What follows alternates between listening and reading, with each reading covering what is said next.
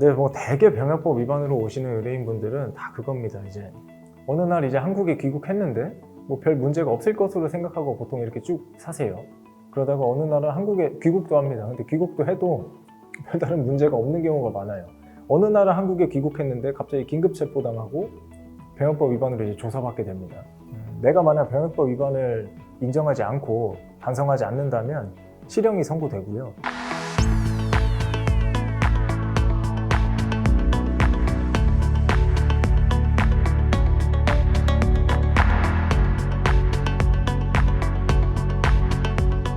안녕하세요. 백준현 변호사입니다. 오늘은 형사사건 중에 병역법 위반과 관련해서 얼마 전에 이제 의뢰인이 원하는 결과를 도출해냈던 사건을 소개해 드리려고 가져왔습니다. 병역법 위반은 주기적으로 굉장히 자주 다루는데요. 정말 어떤 여호와의 증인 아니면 어떤 나의 종교적인 신념 때문에 병역을 기피하는 사건은 굉장히 드뭅니다. 굉장히 드물고 그리고 그런 분들은 그 종교에 소속되어 있는 변호사님들을 찾아가요, 보통.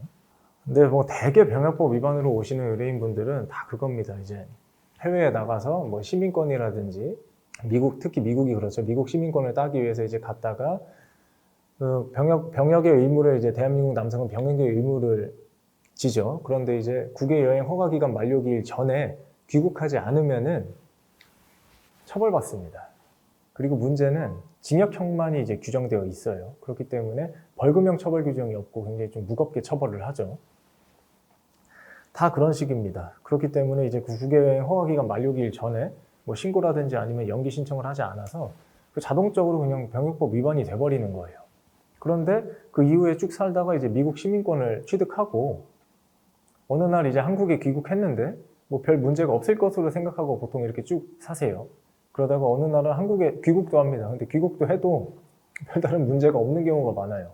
그러다가 꼭 시간이 엄청 한 10년, 몇 년 흘려서 어느 날은 한국에 귀국했는데 갑자기 긴급 체포당하고 병역법 위반으로 이제 조사받게 됩니다.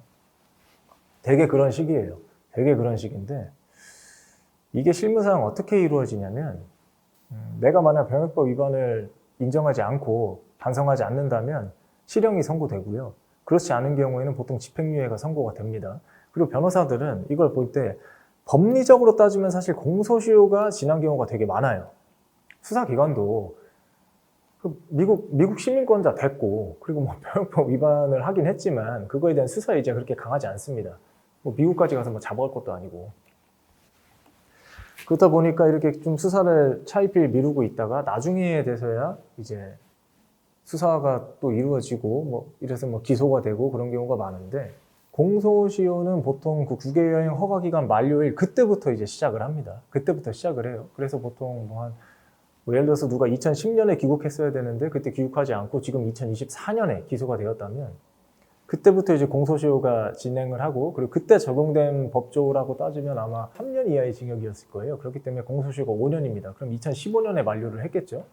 그러면 공소시효가 만료되면 면소 판결이 나와야 되는데 우리 형사소송법에는 또 그런 규정이 있습니다. 어떤 규정이 있냐면 내가 형사처벌을 면할 목적으로 국외에 거주하는 경우에는 공소시효가 정지된다.